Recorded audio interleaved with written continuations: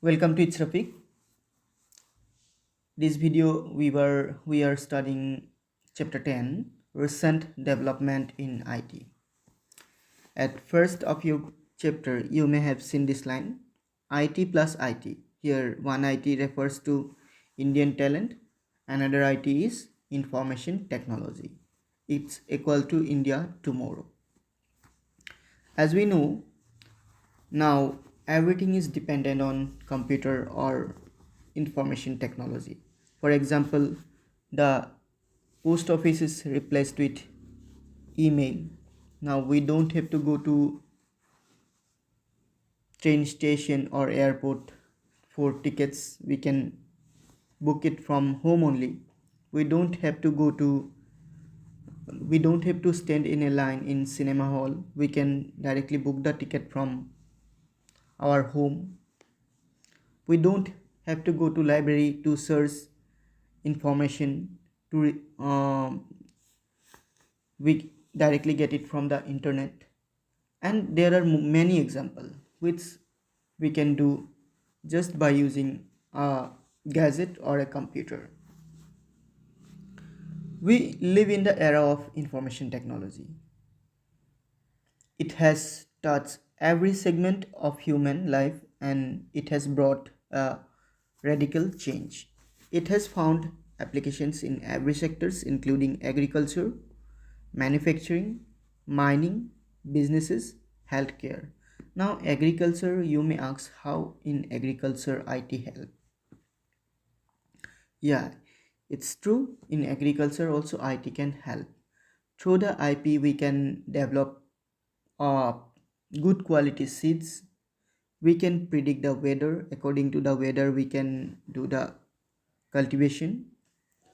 We can use new scientific methods of agriculture and many more. And manufacturing, there we can use machines instead of humans when we have to do some difficult tasks where we have to control very dangerous machines. There we can use humans, which can reduce the chances of injuries. And when we are using machines instead of humans, then the same thing can be done in very short amount of time. Mining, for mining we can use new vehicles, new instruments, so that risks of human life will be minimum. Businesses, you know, only nowadays we are not using paper records anymore. All the business information are stored in a database and that database can be controlled by a computer. Also nowadays there are some things comes that data science or big data, through that we can the business owner can understood their businesses or their customers more clearly. Healthcare, in healthcare also, for surgery and all, doctors use new technologies, which is also an example of IT. Service industries and many other sectors. In the chapter we'll study briefly about recent development in IT. First, computer hardware. Let us first see some recent technologies in hardware, especially in processor. They are available in market. We also have to look some very recent development that still in the research stage and which product is not available for public in the market. Now, multi-core architecture and GPU. While you are buying mobile phone, nowadays everyone might not aware about computer CPU, but mobile one everyone aware. When you are buying mobile, you may have heard this term that quad core, octa core, hexa core, or dual core. Nowadays dual core is very rare. At least you will get quad core. In chapter 1 we have seen that computer have processing element, and in them that is called CPU, means Central Processing Unit. When the CPU consists of multiple processing elements in it, we call it multi-core system.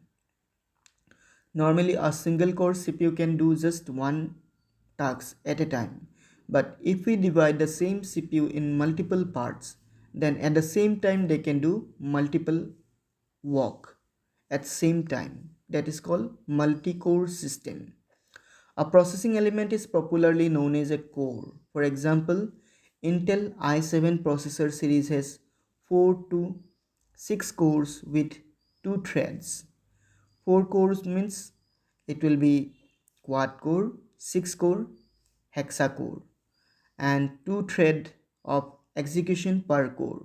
2 thread means just one core can do 2 work at a time. That means if we have 4 core, it can do 8 work at a time.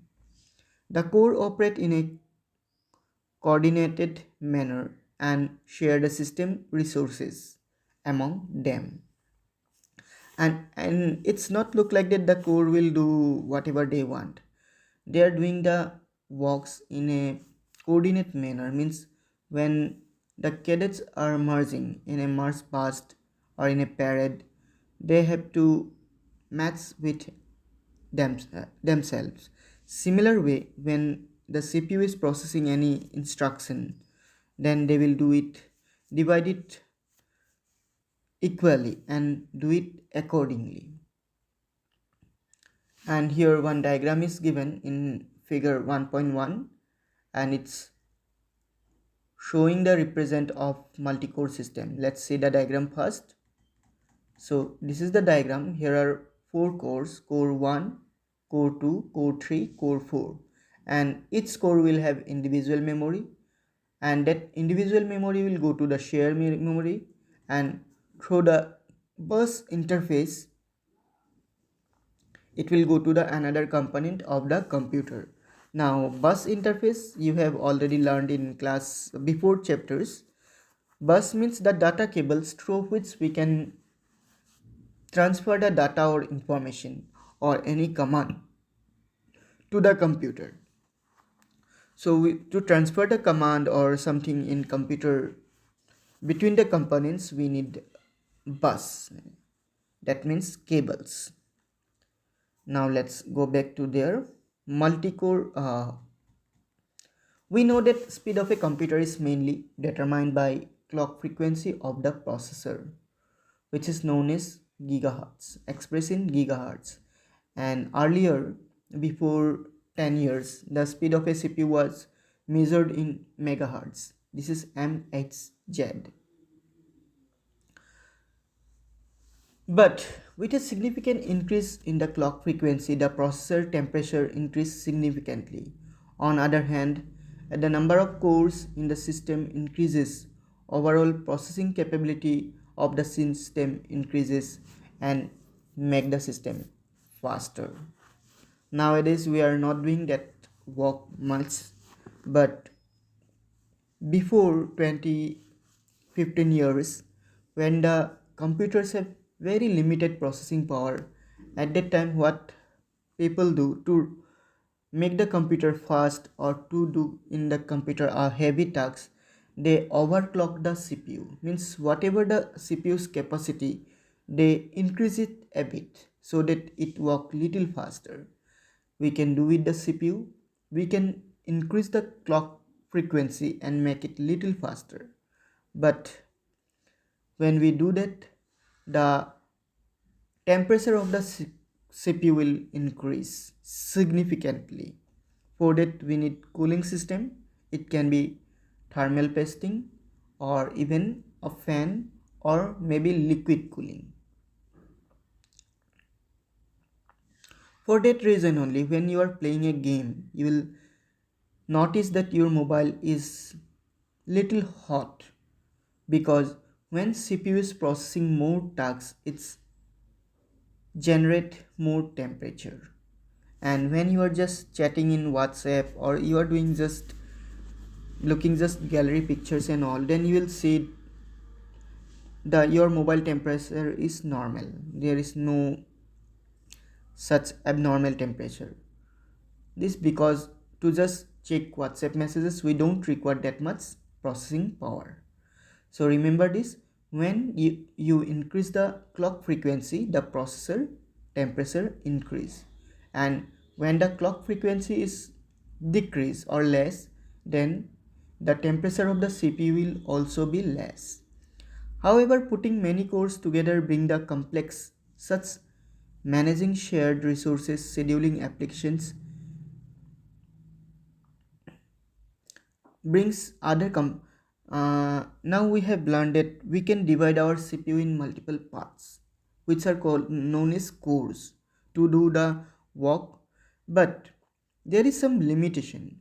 When we divide into multiple parts, we also have to manage them to share the resource, scheduling applications, area of the chips, etc. Means we have to make a relationship between them, then only they can work perfectly, which is a very complex work. Multiprocessors are widely used across many applications domains, including general purpose, network, embedded digital processing, and graphics. Out of this general user, we often come across the term GPU, especially for use in gaming. Who are gamers, who are gamer, you know that why GPU is used to processing graphical elements, so that you can enjoy your game videos without any frame drops, any lags. We need graphic cards. We know that a graphic card, and we know the GPU as a graphic card. In even mobile also have GPU. If you see the specification of mobile, you will get GPU speed and name of the GPU. Graphic card contain GPU on it. GPU is a specialized electronic circuit designed rapidly to manipulate and alter memory, faster output to a display device. So remember, GPU is mainly used for output, to process the output and send it to the display device, so that we can get a good quality output. GPU are highly parallel architecture, consist of hundreds of smaller cores. As we know, CPU have just limited cores, 4, 6, 8, but GPU will have hundred of cores, and which work parallel, means together they are working. Several programming languages such as OpenCL, CUDA, and Halida are being used for writing programs that can be efficiently run on GPU. In exam, this might be asked, name some programming languages which are used to program GPU.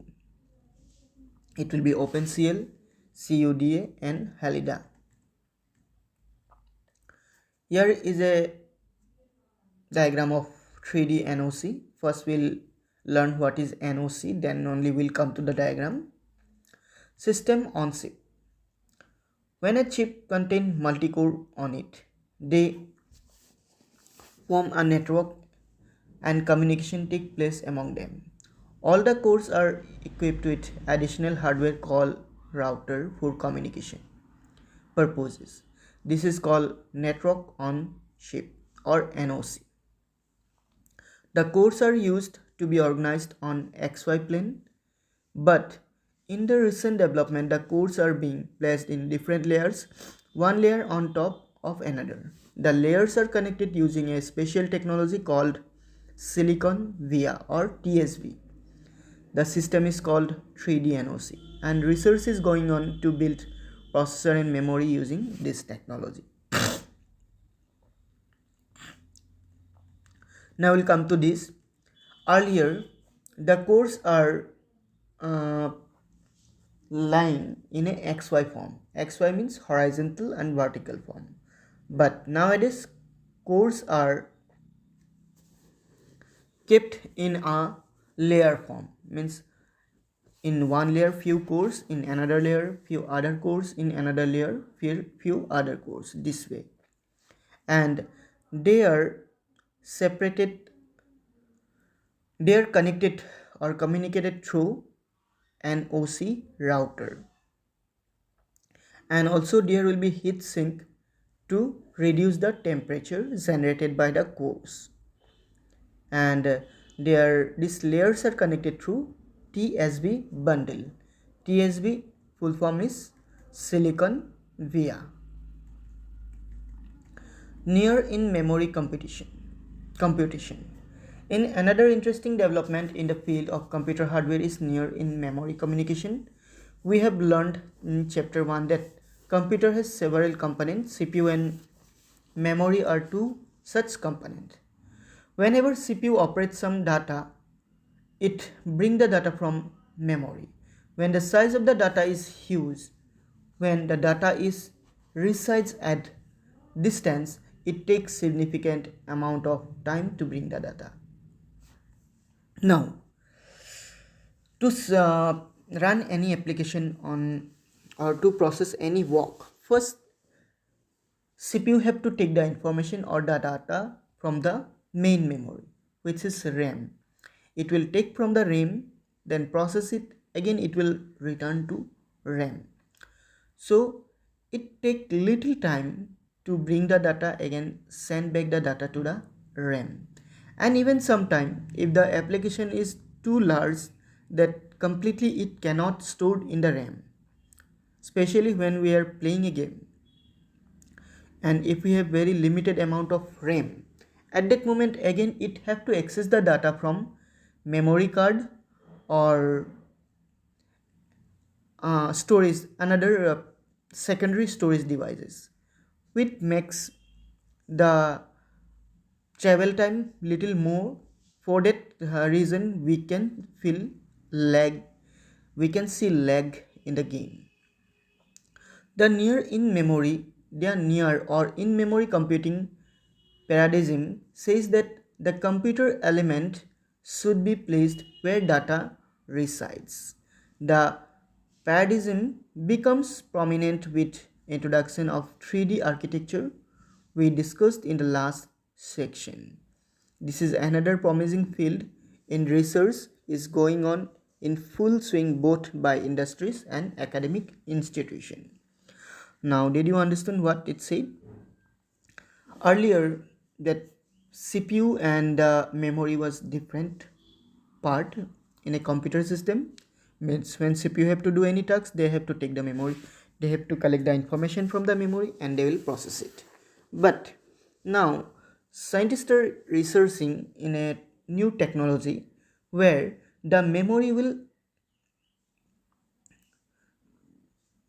where the processing element and the memory will be placed nearby or maybe together, so that the processing will be much faster, will get better result. That at that moment what happened, that traveling time will be reduced or totally removed. So this way we can make our computer more faster. Next, artificial intelligence and machine learning. AI. AI is the future of IT or information technology. Nowadays, there is one AI tool is in trending. That name is Chat GPT. It is like a search engine like Google. There we can ask any questions, and on that question we'll get a perfect answer. Not like Google, when we search any term in Google, we are getting few results, and depending on that results, for see the complete result, again we have to open a particular link, then only we can see the information. But on ChatGPT, we'll get exactly what we want without any ad, without any difficulties. And even there have one photo editor, that Dell E. There just we have to upload the photo and we'll write what we want to do with the photo, that AI will edit the photo automatically. So these are example of some AI. Now, AI can defined as intelligence capability of a machine. It includes whether machine can learn from its own or it has a problem solving ability or not. AI, also we can say, when we put human intelligence into a machine, it is called AI. Artificial means man-made. Intelligence means uh, ability to do some work or problem solving ability. Leading textbooks define AI as the field of study of a device that perceive its environment and take actions, maximize chances, and successfully achieve its goal. The field of study was founded in 1955, but it did not receive much attention on that time.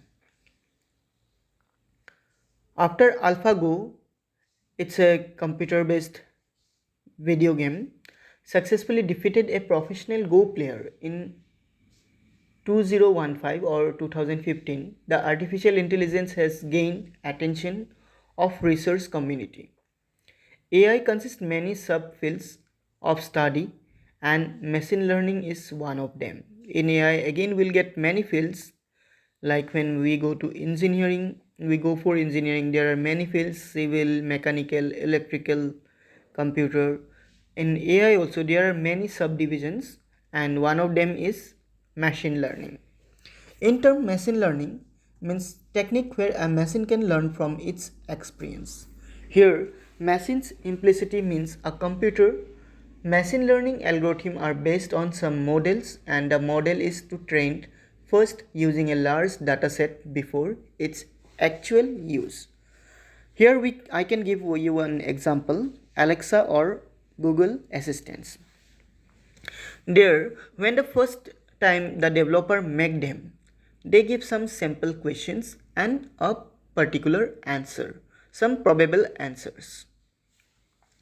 At first they give some limited number of questions and they teach the assistant how to reply people. After that, when it came to an effective action, when we ask them questions, they remember the pattern of questions and through that the developer try to make the answers, and even they learn the type of questions what we are asking them frequently, and that answers sometimes they learn from us or sometimes the developer feed into them, and when the answer is fed into them it stayed as long as the computer is serving. Now suppose in Alexa or Google AI I am saying my name is Rafiq, then it will remember it, means it will learn my name, and whenever next time I'll ask my name to that assistant it will reply that. That is called machine learning. In simple term, machine learning means technique where a machine can learn from its experience. Here, a machine implicitly means a computer. Machine learning algorithms are based on some models, and the model is to be trained first using a large dataset before its actual use. And there another example is a robot. First, the robot is trained how to walk, how to go right or left, how to come back, how to jump and all. But when someone is using the robot, through that training from that robot may learn some new skills and it will stored in their memory, and whenever required it is going to use that particular skill. Suppose we built a hardware handwriting recognizing system. Now one person may write a letter very differently from another, but the machine would able to correctly identify that. To do so, we should first feed the system with many simple of writing to correct answer. Okay, this is also can be example. If we develop a handwriting systems, now we'll see the handwriting of each person is different.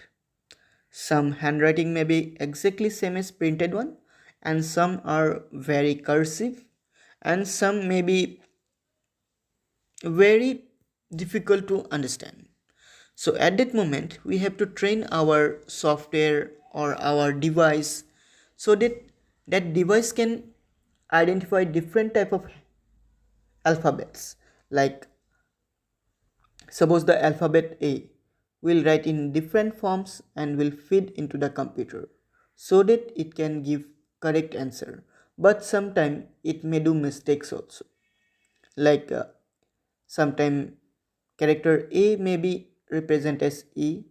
As you have seen, there are some image to text converter. When we convert from there, sometime we didn't get the perfect output. Because of that, because that application is still in training phase. Still it is learning from their mistakes. The model will go through it and learn. Learning is essentially means that to extract some features from the dataset so that it can correctly take decision depending on the values of these features. The training computationally expensive tasks and required a huge amount of time. As we have to train the system how to work that particular task, so it need time. Also we have to pay who is trained the machine, pay the person, that's why it's need time, also money. One special class of machine learning is deep learning, and it is based on artificial neural network ANN and uses multiple layer of extract higher level of features from the input. The N is based on collection of connected unit or nodes called artificial neurons, which loosely model of the neurons in an animal brain. Now machine learning inside again will get deep learning, and deep learning use neurons, which you already got in biology. There are some component of a human brain. They, our brain, they exactly work as a brain and learning the things. Its connection like